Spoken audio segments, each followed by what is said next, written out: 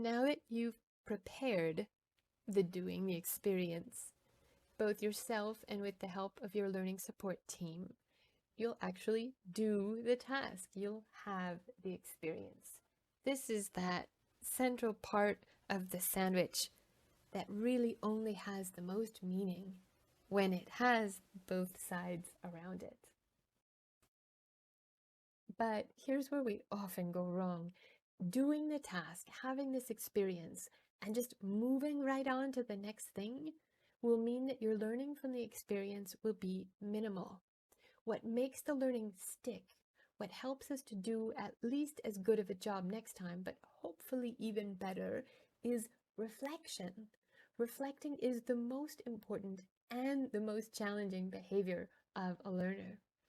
You might remember from the TDF Bootcamp that we talked about reflection in action, meaning reflecting and improving while you're doing the thing, and reflection on action, reflecting after you've done the thing and thinking about how you could improve for the next time.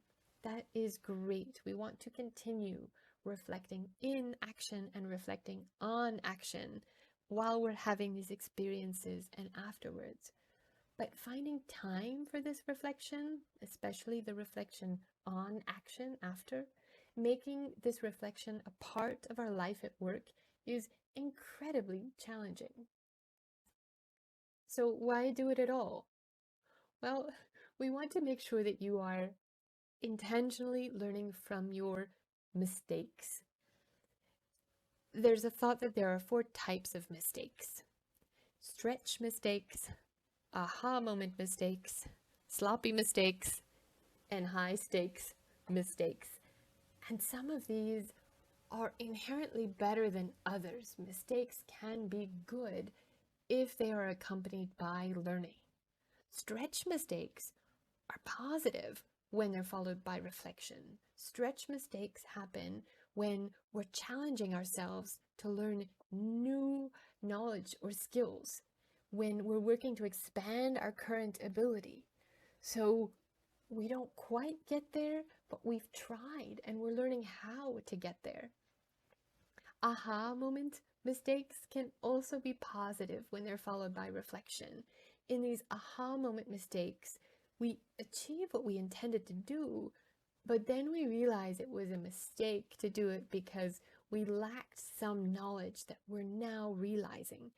Maybe we lacked content knowledge, or we realized that this was more nuanced than we thought, or we had some incorrect assumptions, or we've been making the same systemic mistakes for quite a while and we just realized it. Having that aha moment is crucial to improving next time. Of course, sloppy mistakes are usually negative. It's because we're not paying attention and we're just doing something poorly. But even a sloppy mistake can be positive when we reflect on that mistake and learn why we're making these sloppy mistakes in this situation and how to avoid them in the future.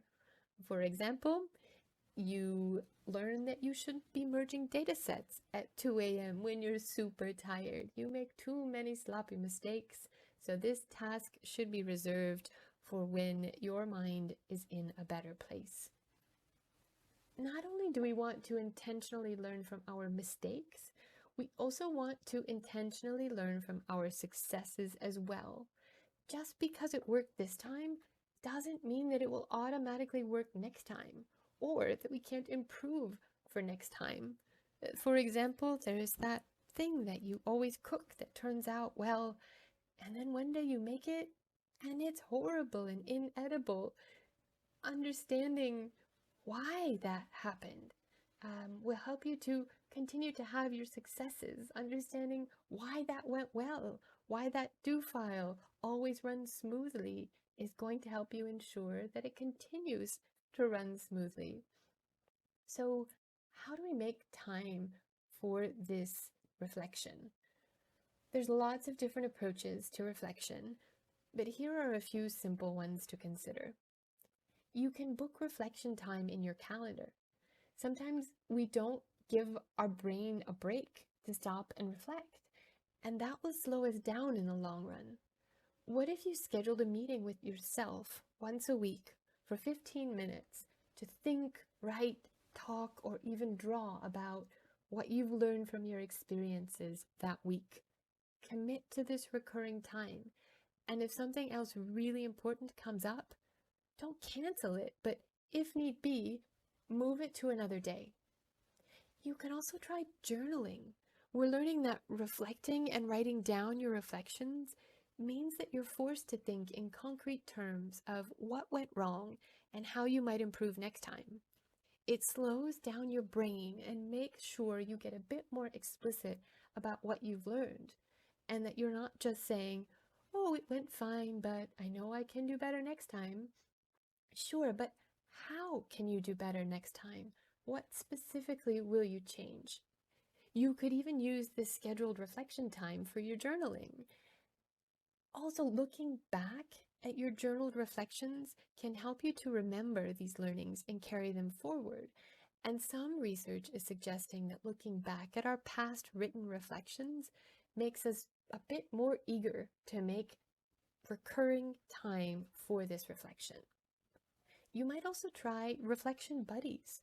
Some of us think better when we talk aloud, and we feel more accountable when there's someone else involved.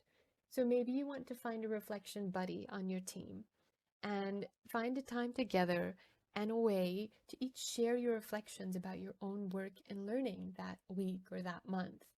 You don't necessarily need to prepare ahead of time, other than finding the time and the way you're going to meet.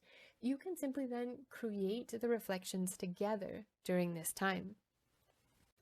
Here are some key questions that you might ask yourself in your journal or in your discussion with your reflection buddy or in another reflection practice. And you can see the handout to see these written down. Ask yourself, what went well? And how do we know that it went well? And why did it go well? And how can you repeat or amplify that next time? What did you specifically do well that contributed to this success? And what did others do well that contributed to this success? Ask yourself too, what did not go very well? And how did you know that it didn't go well? Why didn't it go well? And what might you do differently next time? And is there anything you can do to prepare for improving this? Maybe some practice tasks, coaching, reading or watching something if it's in the TKX library, or maybe past outputs or examples from this task. And is there anything you can do that the members of your learning support team can do to help you improve on this task? You might also ask, what did you do or not do that contributed to this not going very well? Finally, ask yourself, how else might you continue to learn and develop this skill? What will come next? Another more simple framework is around strengths, weaknesses, comfort areas, and limitations. This is also in the handout you can find on the Google site. Ask about strengths. What task or parts of a task did you feel strong on?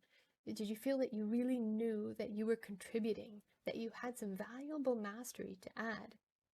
And for weaknesses, what tasks or parts of a task did you feel weak on? Did you feel that you weren't sure you were contributing and you felt like you didn't quite know what you were doing? Where were your comfort areas? Ask yourself what tasks or parts of a task were within your comfort area. They felt natural and easy to you. Ask about your limitations. What tasks or part of a task were at or beyond your limits, where you were stretching to get there, and either you just barely got there, or despite your best efforts, you were just short of getting where you needed to go. Dive into what it would look like to increase your strengths and comfort areas. How might you move more things, more parts of this task into your strengths and comfort areas? Try to think about eliminating these weaknesses and limitations. Is there anything else in your weakness or limitations that should instead simply be reassigned to someone else or rethought completely? these different tools and questions can help you to create a reflective practice for yourself. It might look like what I suggested or something else completely, as long as you are taking the time to reflect critically with yourself for preparing for these intentional iterations. Your learning support team should also be a part of this reflection. They have a different perspective to bring based on what they observed of your work, on their collaboration with you, maybe on their own expertise in the skill that you're trying to learn, or their past experiences with this task or a similar task. Maybe they were users of what you produced and can give you that very valuable perspective of the user. You'll want to solicit feedback from your learning support team. You'll solicit it from many different people and groups of people, the experts on this skill, the users of what you produced, or those who are involved in the task, your collaborators, and even others who are learning this skill. Reach out on Slack to other learners across the PMA network and get some feedback from them. This feedback can come in a variety of formats as well, depending on what's feasible, available, offered, and what works for you and those who are providing this feedback for you. Maybe it's written or oral feedback. You might send them an email request or request that they add comments to a version of your work. Maybe you ask for a quick call or a meeting to get some live feedback, or you ask them to leave a voice message on your WhatsApp so they don't have to write so much.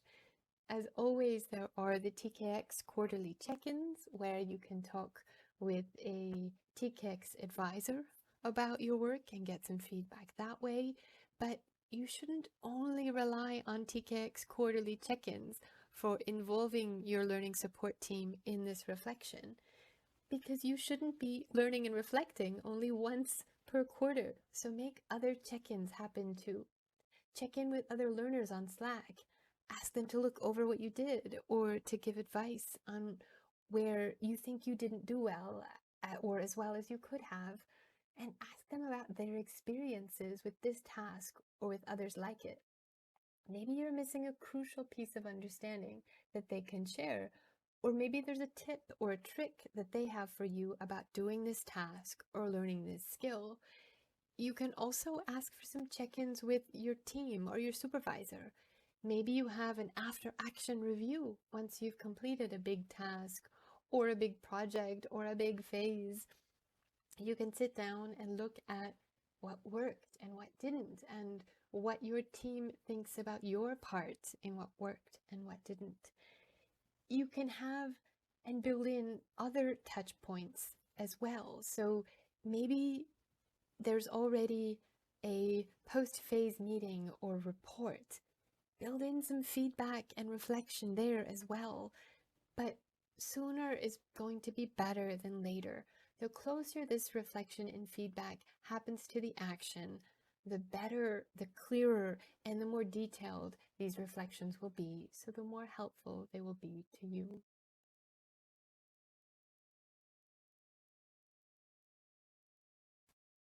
When talking about the two sides of the experience sandwich matrix, I didn't explicitly mention learning through resources like what's in the TKX library, or learning through punctual group learning opportunities like MOOCs and this very bootcamp. This learning is very much integrated into both sides of the sandwich. Sometimes you'll learn as part of your preparation. You'll do just-in-time learning, learning the micro skills or the parts of the skill that you need right then and there because there's a great new experience coming up, but you need to read up and practice a little in order to take it on. Other times, you'll learn as part of your reflection. You'll look up more information about the parts of the task that didn't really work or that you didn't quite understand. Or you'll have uncovered this entirely new thing that you didn't know, and you'll learn more about that before you prepare to have another experience. So, yes, There is still this type of learning through resources and punctual group learning opportunities that will continue, and that's good. But remember, if you keep learning without doing, without experiencing, you won't get very far at all. So please don't wait until you feel like an expert in something before having an experience applying that thing, because you'll learn better and faster by preparing and then experiencing and then reflecting than you ever would simply by continuing to read documents. And you can't become an expert anyway without actually applying that expertise. Okay, you've prepared, you've had the experience, you've reflected. Now what? What happens after the sandwich? Well, another sandwich, but one of your choosing. Think about the progress you've made on this skill and the progress you'll need to make. We don't always know what we don't know, and sometimes we can over or underestimate the complexity of a task or our own abilities to do that task. Maybe the experience has shown that you know more, can do more than you originally thought, or that the skill and the task are simpler than you expected. More often than not, though, it goes the other way. The experience shows that you may know less than you thought, or that the skill and the task are more complicated, more nuanced, more time intensive than you'd originally thought. You're starting to know what you don't know, and that's great. Once you know what you don't know, you can start learning it. You'll just need to adjust your expectations and your learning planning accordingly. Also, before you get into that next sandwich, carefully consider what should come next and when and how, and adjust your goal and the materials and the experiences you use to learn accordingly. You are the one who sets your learning content and cadence in this self-directed learning. So either you iterate on the same skills, intentional iteration with the same experience or with a different one, or you decide that it's time to work on something else. Maybe you're saying, I want another sandwich like that one, or I want a different sandwich. Maybe you're saying, I need a dozen sandwiches quickly. I want to prepare, experience, reflect, prepare, experience, reflect, all right now because I have that opportunity. Or maybe you're saying, I need a pause from eating sandwiches. I need to just exist a little bit, do simpler tasks, get a few things off of my plate where I am not building the sandwich right now. And maybe if you have the time or if you need that extra motivation, maybe you want to pause for some dessert learning, some of that learning that is not completely aligned with your role or your tasks and that runs a little bit parallel but doesn't intersect with your tasks. But that is a joy and a motivation for you and possibly valuable for your team as well. So feel free to offer yourself some dessert learning as well in between your sandwiches. Learning on the job through this experience sandwich matrix will benefit you and your entire team. Soila Lemity and Kaja Collin, in their 2019 article entitled Self-Directed Learning as a Practice of Workplace Learning, say that according to the study of Yale in 2008, 80% of learning at work occurs informally and is self-directed in nature. Thus, responsibility to learn lies on the individual or the teams themselves. Workplace learning does not only mean formal training, but it should also carry a focus on the activities in the work, where learning has shown to be practice-based, work-related, and self-directed. Studies have also shown that learning embedded in work practices can improve both individual employees, teams, and organizations' competitiveness and is an important means for continuing competence development. All of this to say that learning makes us better at our job, and learning on the job really contributes to that even more. So let's continue to build these experience sandwich matrices together for ourselves and our teams. Having not only that experience, but making sure that it starts with the preparation for that experience and caps off with the reflection on that experience as we stay within this intentional iteration of learning as we learn on the job.